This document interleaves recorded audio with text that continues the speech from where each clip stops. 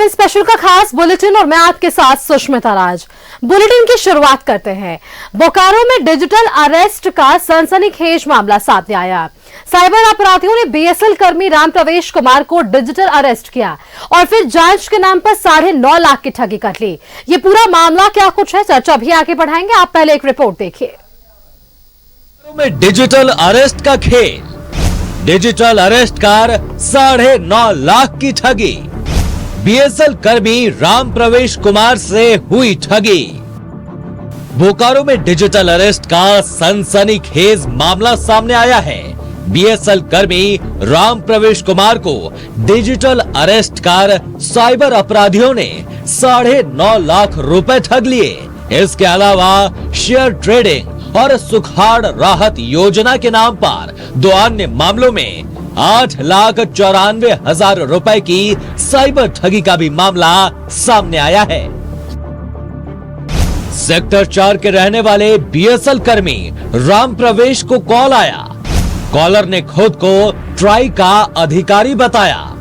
राम प्रवेश के बैंक खाते से 68 मिलियन रुपए के ट्रांसफर होने की बात कही। मनी लॉन्ड्रिंग के तहत 68 मिलियन ट्रांसफर का आरोप लगाया। राम प्रवेश कुमार पर मनी लॉन्ड्रिंग के 17 केस दर्ज होने की बात भी कही। जांच के नाम पर राम प्रवेश कुमार को किया डिजिटल अरेस्ट।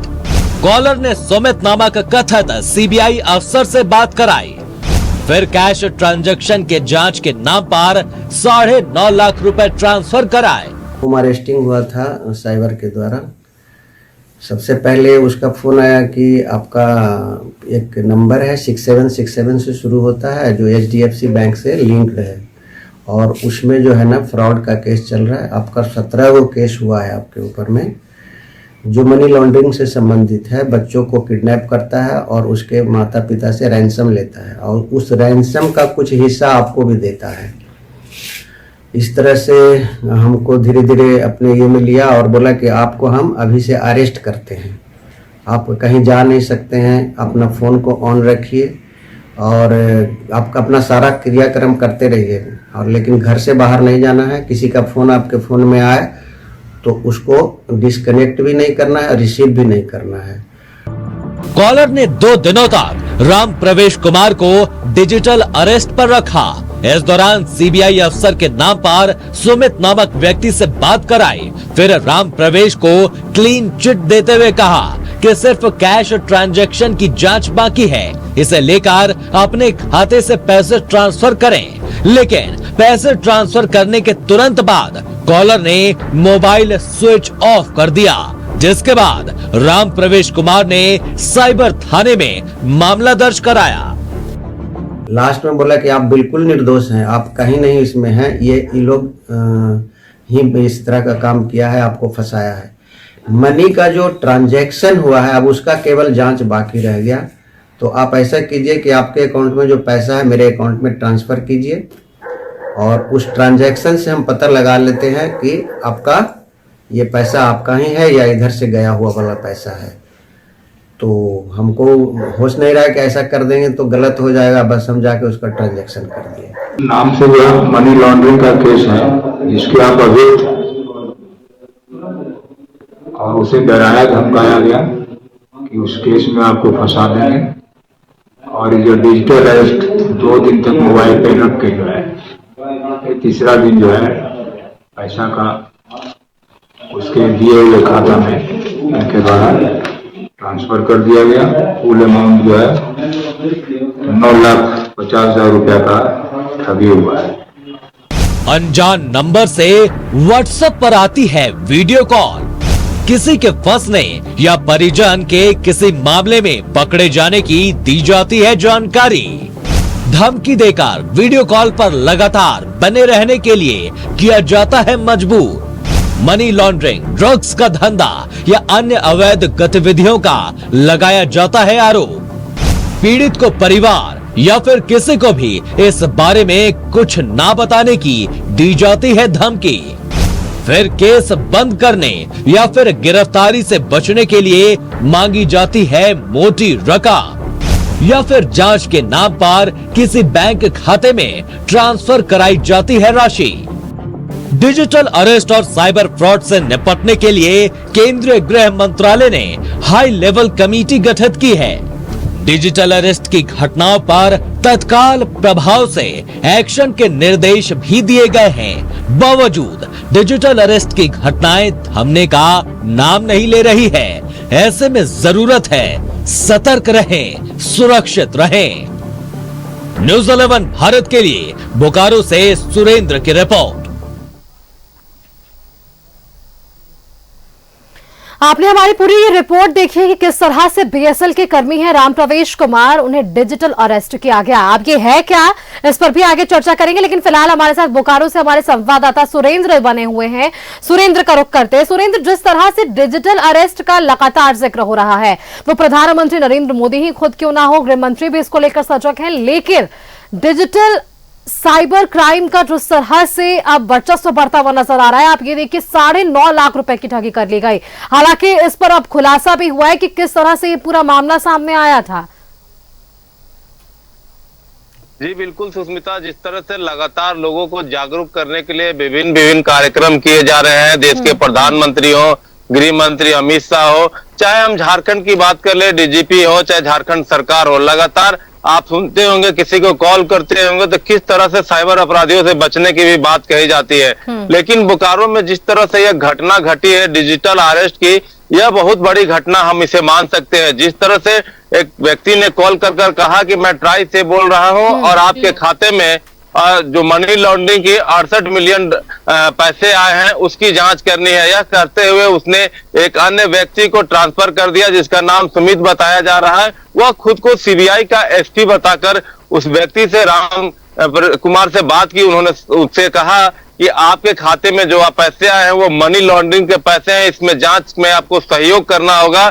अगर आप सही पाए जाते हैं तो आपको छोड़ दिया जाएगा और गलत पाए जाते हैं तो 7 साल की सजा भी हो सकती है। और उसने साथ ही कई लोगों का फोटो दिखाकर कहा कि कम से कम 5 से 6 लोगों को अरेस्ट किया गया है, उसमें आपके कोई सहयोगी भी है, उन्होंने कोई गलत काम किया होगा। ये सभी बातें कहकर उन्हें साफ तौर से हम कह सकते हैं डिजिटली हाउस में अरेस्ट कर लिया। और अपने जिस तरह से उस व्यक्ति ने दिशा निर्देश दिया उस तरह से जो बीएसएल कर्मी है उसकी बातों को मानता रहा और 24 घंटे हाउस अरेस्ट रहने के बाद उसे यह कहा गया कि अब सारा प्रोसेस हो गया है, आपके कहीं से संलिप्तता नहीं दिख रही है, बस एक आखिरी प्रोसेस है कि आप अपने आपके खाते में जो पैसे आए हैं उसे इस खाते में ट्रांसफर कर दीजिए। उसके बाद हम जांच करके देखते हैं कि इस जो पैसे आए हैं कहीं से मनी लॉन्ड्रिंग के तो नहीं है। इस बात जिस तरह से करीब 24 घंटे बीत जाने के बाद जब उसे कहा गया, उसे वीडियो कॉल कर साफ तौर से बैंक में वो कैसे जा रहा है, अगर कोई व्यक्ति उसके पास है,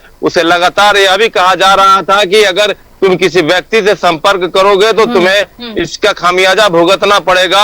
और मॉनिटरिंग की जा रही थी और कहा जा रहा था कि तुम्हारे आसपास हमारे लोग हैं। और व्यक्ति ने जाकर बैंक में अपने खाते से 9.5 लाख रुपए का आरटीजीएस उस व्यक्ति को ट्रांसफर कर दिया। और जो हम कह सकते हैं सीबीआई का खुद को एसपी बता रहा था सुमित, उसने कहा कि जांच के उपरांत आपके पैसे वापस कर दिए जाएंगे। लेकिन खाते में पैसे जाने के बाद उस व्यक्ति को यह शक हुआ कि वह धोखाधड़ी का शिकार हो गया, साइबर क्राइम का वह शिकार हो गया, जिसके बाद आनंद फानन में वह अपने बैंक जाता है और वहां के अधिकारियों से इसकी बात करता है। लेकिन वहां के जो अधिकारी हैं, बैंक कर्मी, उन्होंने कहा कि साइबर थाने में जाइए। वह व्यक्ति साइबर थाने में जाता है और साइबर थाने के बाद फिर से बैंक में जाने के बाद यह पता चलता है कि जो उसने 9.5 लाख रुपए व्यक्ति को दिए थे वह व्यक्ति 2 अकाउंट में ट्रांसफर कर लिया। और यहाँ के जो लोग हम कह सकते हैं बैंक कर्मी, उन्होंने साफ तौर से कहा कि ये हमारे हाथ में रोकना नहीं है। तो जिसके बाद उसने साइबर थाने में कंप्लेन की। और इसी तरह के और 2 मामले हैं, हम कह सकते हैं बोकारो में कुल 3 मामले साइबर ठगी के हुए हैं। और जिस तरह से हम कह सकते हैं शेयर ट्रेडिंग में 8,19,000 और 2 आंगनबाड़ी की महिलाओं से 75 हजार रुपए की ठगी हुई है। तो कुल लगभग 18,40,000 के आसपास की ठगी की बात कही जा रही है।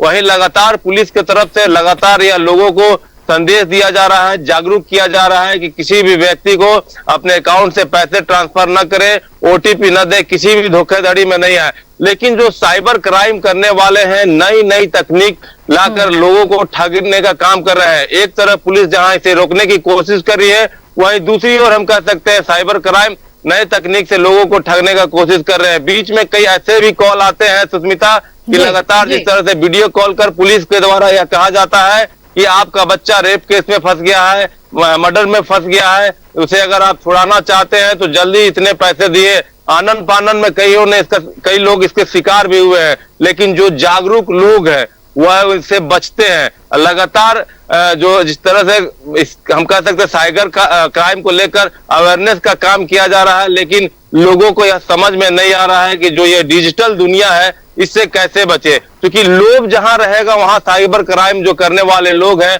उनको नफा मिलता रहेगा, लोगों ठगी का शिकार होते रहेंगे। क्योंकि जिस तरह से यह लोग जो साइबर क्राइम के लोग हैं वह लगातार लोगों को प्रलोभन देते हैं विभिन्न तरह के कि आप 500 रुपये भेजेंगे तो आपको आईफोन मिलेगा, विभिन्न तरह के प्रलोभन देते हैं और लोग 500 रुपये सोचकर उसे 500 रुपये भेजते हैं और ओटीपी बताने का काम करते हैं। तो इस तरह से लोग फंसते हैं। लेकिन लगातार जिस तरह से मैंने कहा कि देश के प्रधानमंत्री हो, गृह मंत्री हो, झारखंड सरकार हो या झारखंड के डीजीपी हो या अन्य जिलों में कह सकते हैं, हम कह सकते हैं पूरे इंडिया में जिस तरह से साइबर क्राइम की घटनाएं बढ़ रही है, इसे रोकने के लिए एक बड़ी कार्रवाई करनी चाहिए, यहाँ एक्सपर्ट रखने चाहिए ताकि इस तरह के जो भी लोग हैं उनसे कैसे बच सके। इसके लिए लगातार जागरूक करने की कोशिश भी की जा रही है, लेकिन लोग जागरूक नहीं हो रहे हैं और जागरूक करने के लिए और प्रयास करना होगा। जब तक लोग जागरूक नहीं होंगे सुष्मिता, तब तक ऐसे ही ठगी के शिकार होते रहेंगे। जी सुष्मिता। बिल्कुल सुरेंद्र, आपने वो तमाम विषयों को सामने रखा कि किस तरह से ये साइबर ठगी के मामले लगातार सामने आ रहे हैं और किस तरह से आम जो लोग हैं उन्हें इसका शिकार बनाया जा रहा है। आप ये जो मामला देख रहे हैं बीएसएल कर्मी राम प्रवेश कुमार का, जब ये साइबर ठगी के शिकार हुए यानी कि डिजिटल अरेस्ट जब इन्हें किया गया, तो आप इस मामले में भी देखिए कि अधिकारी बनकर इनसे ठगी की गई। और ये सिर्फ एक पहला मामला नहीं है सुरेंद्र, ऐसे और भी कई मामले जहां अधिकारी बनकर लोगों से रुपयों की मांग करती है, फेक अकाउंट्स बना दिए जाते हैं।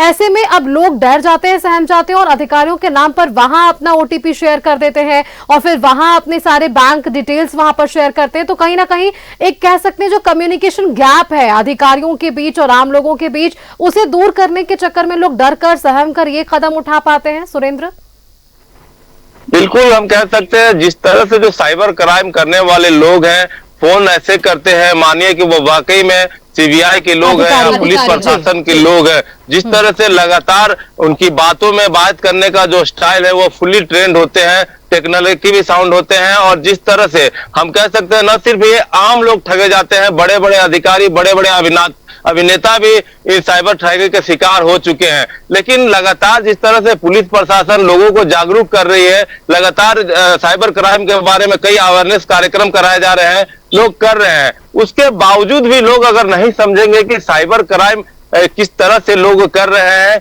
कभी भी लगातार यह बोला जाता है कि बैंक कभी भी आपसे ओटीपी नहीं मांगती है।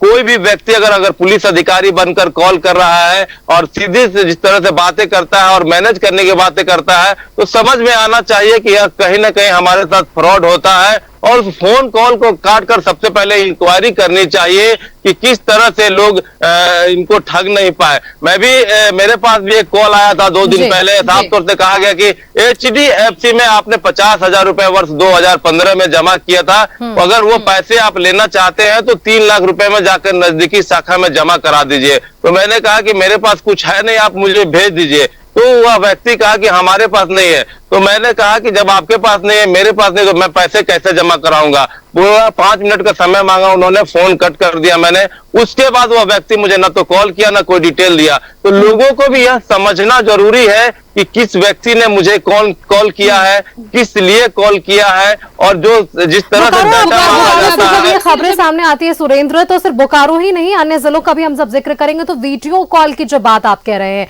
ये पहले भी सामने आया था। APK ऐप जो है वो लोगों से डाउनलोड करवा दिए जा रहे थे, वीडियो कॉल के जरिए लोगों को धमकाया जा रहा था, वहां पर डराया जा रहा था। ऐसे भी बहुत सारे मामले निकलकर सामने आ पाते हैं सुरेंद्र। जी बिल्कुल, देखिए जिस तरह से डिजिटल दुनिया में लोग आगे बढ़ रहे हैं और APK के माध्यम से जिस तरह से सॉफ्टवेयर इंस्टॉल कराया जाता है, उस समय कई तरह के एक्सेस आपके मोबाइल से लिया जाता है और उस एक्सेस में आपके फोन कॉल, SMS, आपके वीडियो या आपके फोटोग्राफ सभी का एक्सेस उस ऐप के माध्यम से ले लिया जाता है और आपको और हमें यह पता नहीं चलता है कि उसने जो ऐप डाउनलोड कराया है, किस तरह से किया है, और उसके बाद वह कहता है कि ऐसे ऐसे करिए। कई लोग ऐसे करते हैं, लेकिन जैसे ही ओटीपी आता है और चूंकि वह आपके फोन का एक्सेस ले चुका होता है, तो वो ओटीपी डालकर लगातार पैसे विभिन्न अकाउंटों में ट्रांसफर करता है। और साइबर क्राइम के लोग इतने तेज होते हैं, हम कह सकते हैं कि जिस तरह से वो हमें लगता है कि किसी न किसी माध्यम से पहले ठगी। सुरेंद्र, आप बने रहिएगा हमारे साथ, क्योंकि देखिए हमारे साथ फोन लाइन पर पवन दुग्गल जी जुड़ चुके हैं। एक बार इनसे भी बातचीत करते हैं, जो कि साइबर लॉ के एक्सपर्ट हैं, और इनसे जानने की कोशिश करते हैं। पवन दुग्गल जी, बहुत बहुत स्वागत है आपका न्यूज 11 भारत पर। नमस्कार जी, धन्यवाद। आपके प्रोग्राम पे आके अच्छा लग रहा है, बताइए। बिल्कुल पवन दुग्गल जी, देखिए मेरा सबसे पहला आपसे सवाल यही होगा, जब लोगों को ऐसे मैसेजेस आते हैं, कॉल आते हैं, लोग डर जाते हैं और ऐसे में अपना ओटीपी शेयर करते हैं, अपने इंफॉर्मेशन लोग जो है वो शेयर करते हैं, तो कानूनी प्रक्रिया क्या है? क्या सरल भाषा में कहा जा सकता है लोग इससे बच सकते हैं, और यदि इसके अरेस्ट में वे आते भी हैं तो आगे किस तरह से बढ़ सकते हैं इससे? देखिए, लोगों को समझना होगा कि अरेस्ट जो है एक फिजिकल फिनोमिनन है। व्यक्ति विशेष को घर पे, दफ्तर में फिजिकल अरेस्ट किया जाता है कानून में। जी। डिजिटल के माध्यम से कोई भी किसी आदमी को अरेस्ट नहीं कर सकता। तो ये भ्रम है, मिथ्या है लोगों के हृदय में कि चलिए जी डिजिटल अरेस्ट नाम की चीज है। जी। दूसरी बात, आपका अल्टीमेट पावर तो आपके अपने हाथों में है ना। जब आप रियलाइज करेंगे कि कोई आपको डराने की, धमकाने की, आपको पैनिक में डालने की कोशिश कर रहा है, तो आपके पास अल्टीमेट पावर तो आपके पास है कि आप वो फोन को डिस्कनेक्ट कर दीजिए। जब आप फोन को डिस्कनेक्ट कर देंगे तो ऑटोमेटिकली आप अपने आप को ज्यादा सशक्त महसूस करेंगे। तो मुझे लगता है कि लोगों में ज्यादा जागरूकता फैलानी अत्यंत आवश्यकता है। उन्हें बताने की जरूरत है कि आज कुछ भी हो जाए, डरने की जरूरत नहीं है, क्योंकि कोई पुलिस अधिकारी आपको फोन करके वीडियो कॉल से आपको संबोधित नहीं करता है। कॉमन सेंस इस्तेमाल करिए, फोन को डिस्कनेक्ट करिए और अपने आप को सुरक्षित रखिए। पवन दुग्गल जी, इससे जुड़ा एक और सवाल आपके लिए, क्योंकि जिस तरह से आपने बताया कि अगर ऐसे मामले सामने आते हैं तो उससे बचाव कैसे करना है, वहीं दूसरी तरफ आप ये भी देखिए सोशल मीडिया का दौर चल रहा है, और आप ये भी खबरें छनकर जरूर सामने आ पाती है कि सोशल मीडिया के जरिए भी लोगों से पैसे की जो है वो मांग की जा रही है, वहां पर वीडियो कॉल्स किए जा रहे हैं, एपी के ऐप का जो है वो डाउनलोड करवा दिया जा रहा है। ये सारे मामले भी अब लगातार ऐसे मामलों की संख्याएं बढ़ रही है। देखिए, लगातार संख्याएं बढ़ती जाएंगी। उसका कारण ये है कि अब नए प्रकार से साइबर क्राइम उत्पन्न हो रहे हैं। साइबर क्राइम का जो गोल्डन युग है वो प्रारंभ हो चुका है, और इसलिए जितनी जल्दी हम अपने आप को सशक्त कर पाएंगे, जागरूक कर पाएंगे इन उभरती हुई साइबर क्राइम्स के प्रति, उतनी ही जल्दी हम अपने आप को ज्यादा सुरक्षित भी कर पाएंगे और अपने आप को साइबर क्राइम का शिकार होने से बच पाएंगे। बिल्कुल, बहुत बहुत धन्यवाद पवन दुग्गल जी आपका हमारे साथ जुड़ने के लिए। साइबर लॉ एक्सपर्ट थे हमारे साथ, जिन्होंने फोन पर हमारे साथ ये बातचीत की है, और आशा है कि दर्शकों तक ये मैसेज गया होगा कि किस तरह से आप लॉ का भी जो है वो सहायता ले सकते हैं। बोकारो से हमारे साथ संवाददाता सुरेंद्र भी बने हुए थे। सुरेंद्र, बहुत बहुत धन्यवाद आपका हमारे साथ जुड़ने के लिए और ये तमाम जानकारियां देने के लिए कि बोकारो से आज जब ये एक मामला, दो मामला, तीन मामले सामने आए हैं, तो इसके बाद आज उस पर चर्चा हो रही है, क्योंकि डिजिटल अरेस्ट को लेकर वो प्रधानमंत्री हो, नरेंद्र मोदी हो, या फिर आप गृह मंत्री की बात कर लीजिए, इस विषय पर सभी बात करते नजर आ रहे हैं। हमारे साथ चर्चा के लिए खुद हमारे स्टूडियो से साइबर एक्सपर्ट जुड़े हुए हैं मंसूर अहमद जी। बहुत बहुत स्वागत है मंसूर जी आपका भी न्यूज 11 भारत पर। थैंक यू, धन्यवाद। मंसूर जी, देखिए आपसे मेरा सीधा और सरल जब सवाल होगा, क्योंकि पवन दुग्गल जी से भी बातचीत हो रही थी, उन्होंने कहा डिजिटल अरेस्ट एक मिथ है, इस पर आपकी राय क्या है? देखिए, जिस तरह से साइबर स्पेस हमारे लाइफ में आया और हम लोग डिजिटली इक्विप्ड हुए और डिजिटल स्पेस में हमने अपने सारे ट्रांजैक्शन, सारी लाइफ को जीना शुरू किया, तो धीरे धीरे क्या हुआ, स्लोली हमारा जो अपना सोशल फाइनेंशियल स्ट्रक्चर था वो डिजिटल पे बेस हो गया, और हमें धीरे धीरे कन्विक्शन होने लगा कि अब सारी चीज़ें डिजिटल होती जा रही हैं, स्टडीज हो रही हैं, बिजनेस हो रहे हैं, ट्रेडिंग हो रही है, तो ये कन्विक्शन आपको डेवलप कर देता है कि अब कोई भी काम डिजिटल से हो सकता है, डिजिटल प्लेटफॉर्म पे हो सकता है। तो डिजिटल अरेस्ट की जो सबसे पहले जो, अगर आप ध्यान से अगर थोड़ा सा 10-15 ईयर्स बैक जाएं, तो एक्चुअली ये फिजिकल, आपने एक मूवी देखी होगी स्पेशल 26, और वो एक मूवी एक real event 32 years old income tax के रेट पे बेस्ड थी, किस तरह से फ्रॉड फिजिकल रेड करके एक इंस्टीट्यूशन को, एक बिजनेस हाउस को से पैसे लिए गए थे। On that basis digital arrest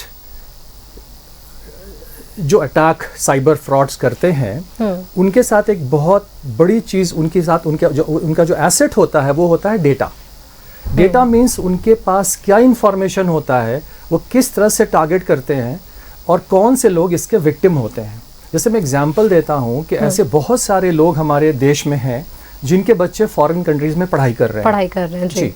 बहुत सारे ऐसे लोग हैं जिनके, मैं इंटरनेशनल लेवल से जो फ्रॉड अभी रिसेंटली हो रहे हैं उसके बारे में बात कर रहा हूँ।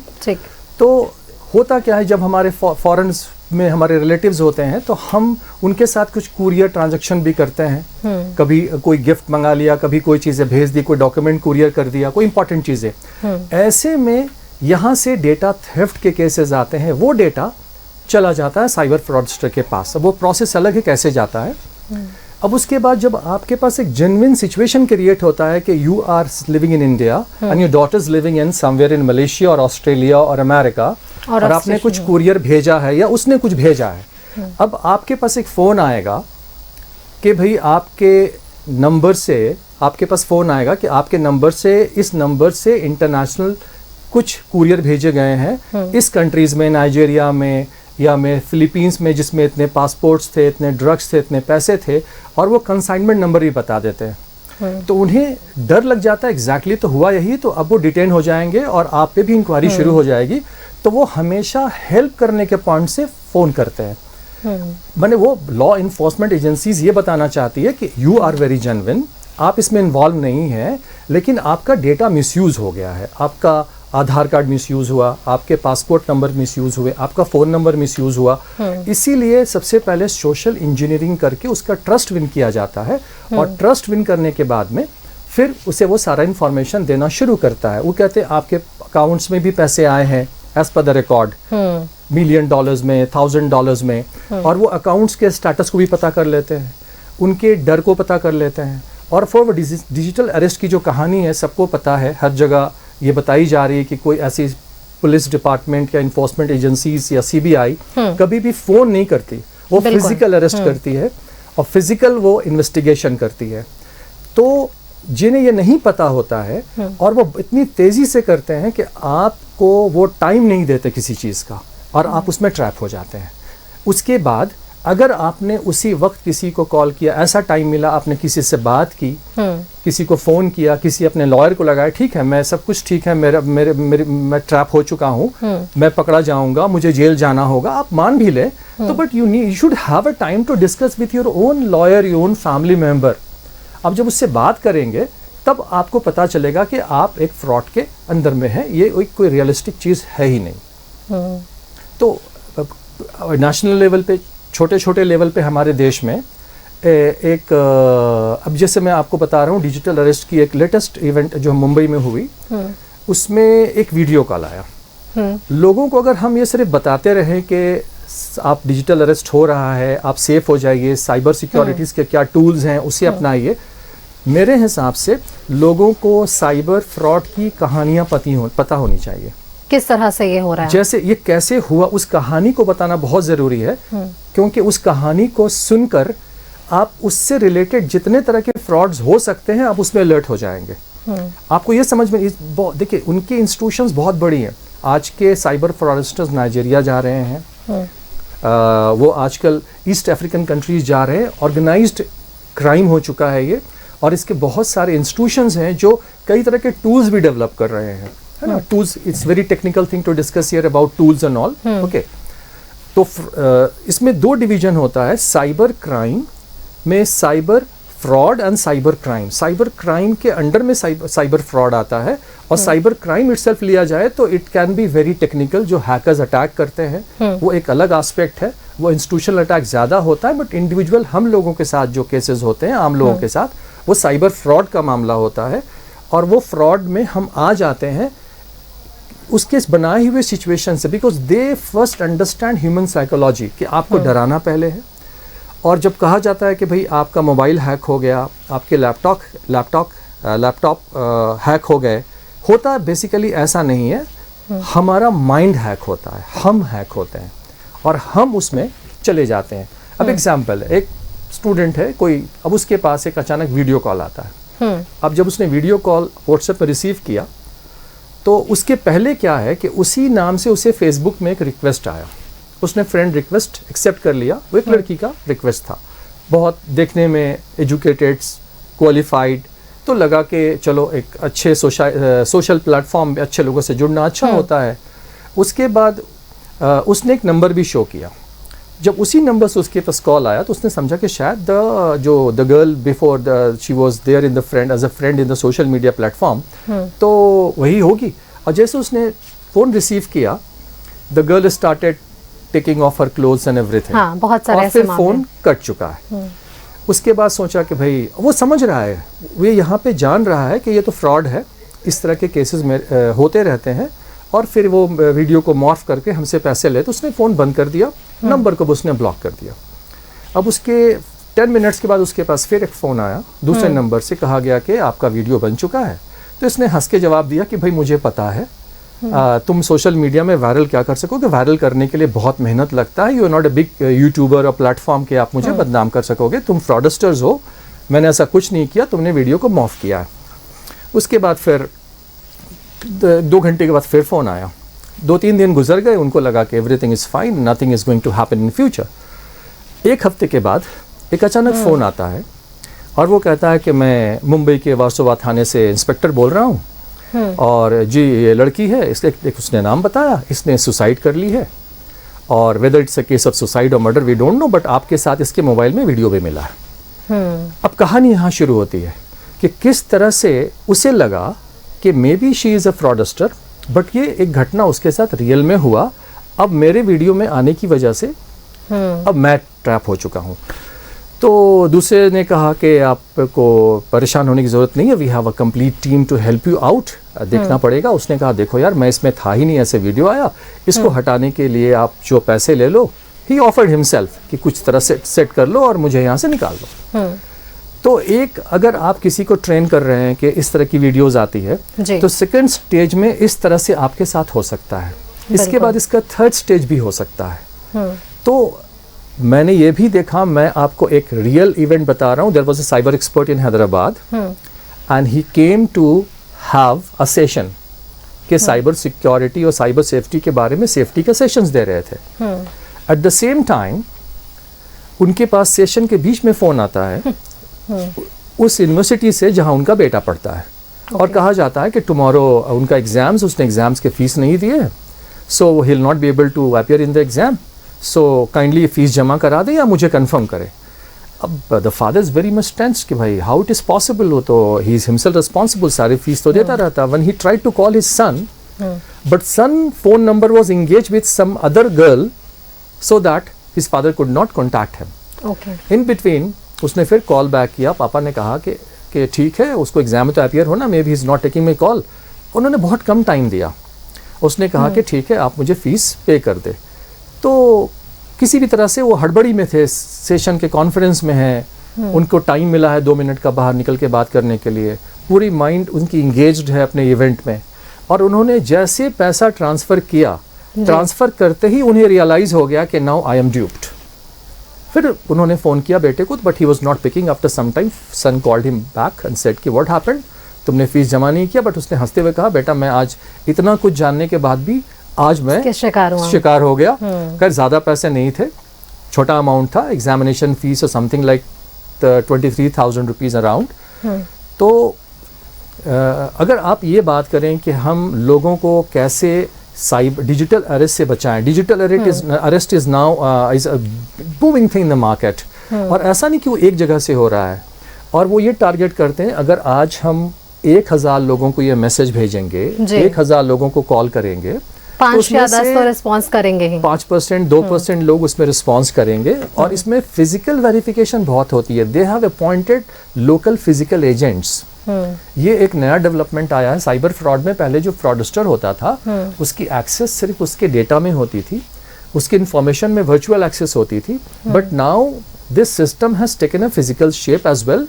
दे जनरली अपॉइंट एज वेल कि आप मुझे ऐसे लोगों का इंफॉर्मेशन दो जो ऐसे डिपार्टमेंट में काम करते हैं, ऐसे कॉन्ट्रैक्टर हैं, बिल्डर हैं, जिनके पास बहुत पैसे हैं, और ये भी वो कोशिश करते हैं, जानने की कोशिश करते हैं कि क्या उनके पास ब्लैक मनी भी है, क्योंकि ब्लैक मनी वाले लोग थोड़ा ज़्यादा डर जाते हैं।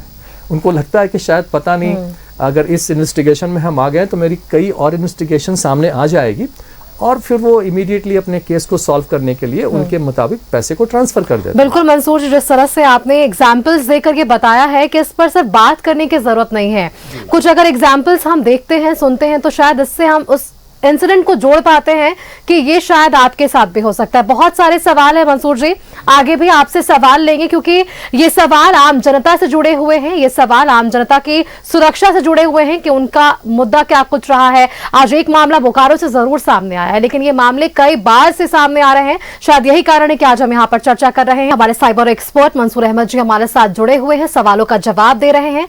अगला सवाल आपके लिए मंसूर जी ये है, जिस तरह से अगर कोई व्यक्ति डिजिटल अरेस्ट हो जाता है और ऐसे में आपके बैंक के खाते से पैसे की निकासी कर ली जाती है, तो इसके बाद वो कौन सी परिस्थितियां हो सकती है कि बैंक आपको इस स्टेप तक जो है वो सहायता कर सकता है, और इसके बाद बैंक के हाथ में कुछ भी नहीं होता, और इसके आगे का स्टेप क्या होता है मंसूर जी?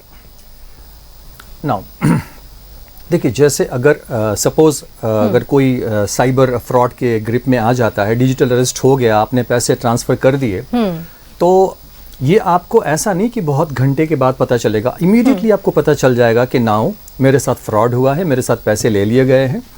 लेकिन उस वक्त लोग समझ नहीं पाते कि करना क्या है। The very first thing is कि आप अपने लोगों में जो कॉन्टैक्ट, जिनके इन्फॉर्मेशंस होते हैं, जिनके अप्रोच होती है, जो एक पुलिस ऑफिसर से बात कर सके, इमीडिएटली साइबर सेल जा सके, या इमीडिएटली ऑनलाइन कंप्लेन कर सके, या 1930 पे कॉल कर सके, राइट? तो सबसे पहले 193 हेल्पलाइन नंबर, जी हेल्पलाइन नंबर, Okay. कि इसमें मल्टीपल लोगों को काम करना पड़ेगा। जैसे घर में 4 लोग हैं तो सब लोग उसमें लग जाएं, और इसमें पैसा जो रिकवरी की जो केसेस आई है, बहुत मुश्किल से 5 से 7% रिकवर हो पाती है, क्योंकि मैं आपको ये बता रहा हूँ कि इसका जो साइबर क्राइम का जो कंप्लीट फाइनेंशियल सेटअप कैसे काम करता है।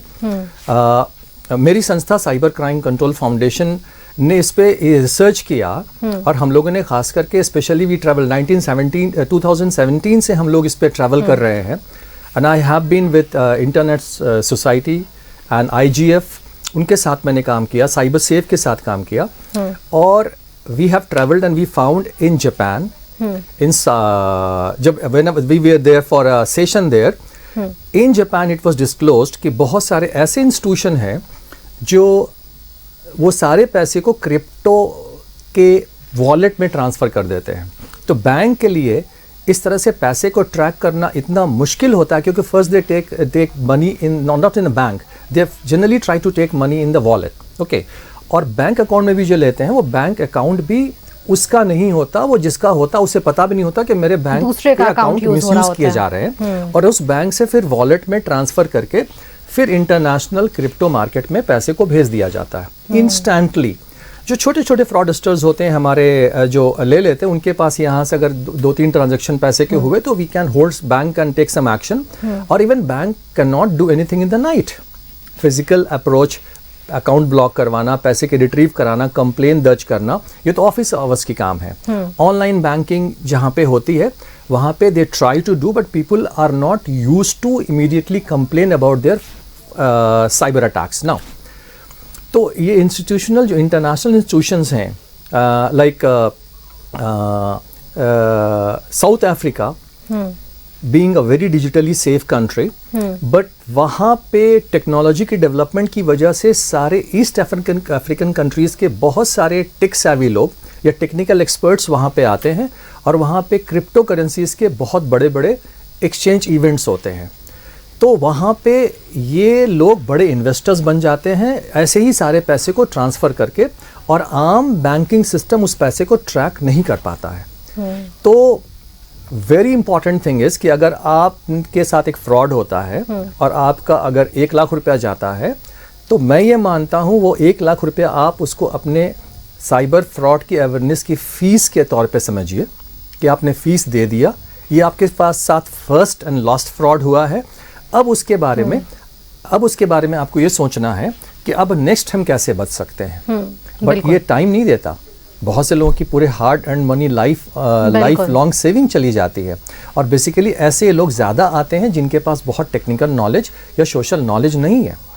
सोशल मीडिया एल्गोरिदम में अभी इंस्टाग्राम के थ्रू एक नया फ्रॉड आया है, जो आपको बहुत सारे ऑफर्स रील्स में पेश करते रहते हैं लोग। Generally people are spending time, और उन्हें कई ऑफर्स बहुत अट्रैक्ट करते हैं, चाहे वो अच्छे ड्रेसेस हों, अच्छे शूज़ हों कम प्राइस में, और वो वहाँ पे पेमेंट का ऑप्शन QR कोड होता है। बट उस QR कोड को जैसे स्कैन करते हैं, आप जैसे उसे सेव करते हैं ऑटोमेटिकली कि चलो मिनिमम अमाउंट देकर हम उसे बुक कर सकते हैं, सपोज 5 रुपीज़ देख के आप उसे बुक कर सकते हैं, एंड देन 2000 रुपीज़ आप उसे बाद में पे करेंगे। इट विल बी कंसिडर्ड कि आपको मिनिमम अमाउंट इतना देना पड़ेगा। लेकिन वो QR कोड पेमेंट का नहीं होता, basically that is a malware. जैसे आप स्कैन करते हैं, आपके मोबाइल में स्पाईवेयर इंस्टॉल हो जाते हैं, और आपको लगता है शायद ये सिस्टम काम नहीं कर रहा है, और वो स्पाईवेयर फ्रॉडस्टर को, क्रिमिनल को बता देता है कि आपके इस ऐप में, आपके मोबाइल में कितने सारे बैंकिंग ऐप हैं, आप क्या ट्रांजैक्शन कर रहे हैं, क्या OTP डाल रहे हैं, क्या आपका स्क्रीन पासवर्ड है। और this is when it becomes technical. मैं सिर्फ ये कहना चाहता हूँ कि जब तक ये फ्रॉड सोशल इंजीनियरिंग के थ्रू हो रहा है, आप अपने दिमाग को कंट्रोल करके, अपने आप को एजुकेट करके बच सकते हैं। लेकिन जिस दिन ये आम इंसानों के साथ, लाइक मी एंड यू, जब ये टेक्निकल हो जाएगा तो हम हेल्पलेस हो जाएंगे। क्योंकि हम मोबाइल में जब हैं तो we are on social media, and social media is not a filtered platform. वहाँ पे बहुत सारे ऐसी चीज़ें आ रही हैं फेक बना करके, और आप उसमें ट्रैप हो रहे हैं। जैसे अभी वेकेशन का टाइम है, अभी जैसे लोग जाना चाहेंगे, भी आते हैं। हाँ, तो लोग क्या करेंगे, अभी they want to book hotel, जब वो मेक माई ट्रिप में जाएंगे या किसी और प्लेटफॉर्म पे जाएंगे, देखेंगे बहुत सारे रेट्स आ रहे हैं, तो generally people search in Google के best hotel in Puri, cheap hotel in Puri near beach. तो वो तो जो एडवर्टीजमेंट्स होती हैं, जो स्पॉन्सर्ड होती है, वो पहले आ जाता है। उसके बाद आपको एक होटल दिखाई देगा, चलो बीच में एक होटल आ रहा है, सपोज लेमन ट्री, ओके, और उसके प्राइस भी कम दिखाई देंगे, सपोज 1800 रुपीज़ पर नाइट। आप बहुत अट्रैक्ट हो जाएंगे, this price is okay, this price is good. And जब आप वहाँ पे क्लिक करेंगे, आपको वेबसाइट आ जाएगी। वेबसाइट में कोई ऑनलाइन बुकिंग ऑप्शन नहीं होगा, वहाँ पे फॉर बुकिंग के लिए एक नंबर दिया रहेगा। आप नंबर पे कॉल करेंगे, and the very sophisticated person will call you back, yes Lemon Tree calling, tell me what can I help you sir. आपको लगेगा इट्स अ प्रोफेशनल होटल, और आप उसने आप रूम बुकिंग की बात करेंगे। तो वो ऑफर्स आपको देंगे कि अगर आप 4 नाइट्स की बुक कर रहे हैं, तो उस पर भी वो देखते हैं कि किन से बुकिंग करानी है। कोई बहुत स्टूडेंट लोग हैं, 2 रूम बुक करना चाह रहे हैं, बार्गेन कर रहे हैं, बजट कर रहे हैं, they leave it, no sir not possible, but they just expect कि the person is big, the person is rich, looking for good room for so many days, estimate their financial strength. उनके पास offers देना शुरू करेंगे। अगर आपके पास credit card है तो ये ऑफर मिलेगा, डेबिट कार्ड है तो इतना % मिलेगा। बहुत सारे तरीके हैं। उसके बाद अब कहानी शुरू हो जाती है, जब आप ऑफर के लालच में आ जाते हैं। जब भी grid and fear most important two factor that controls your mind.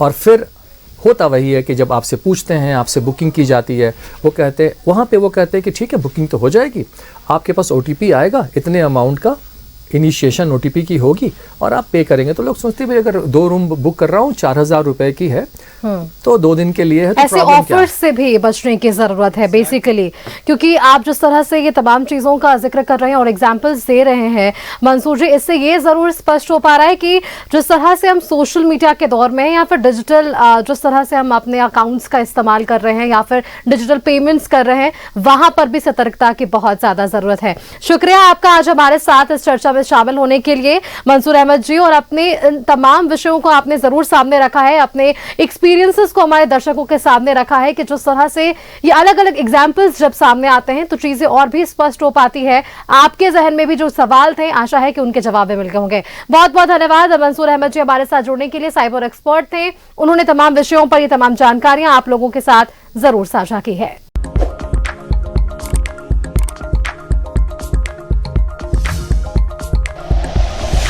Like and share videos, subscribe करें हमारा चैनल और प्रेस करें बेल आइकॉन। न्यूज़ 11 भारत, सच है तो दिखेगा।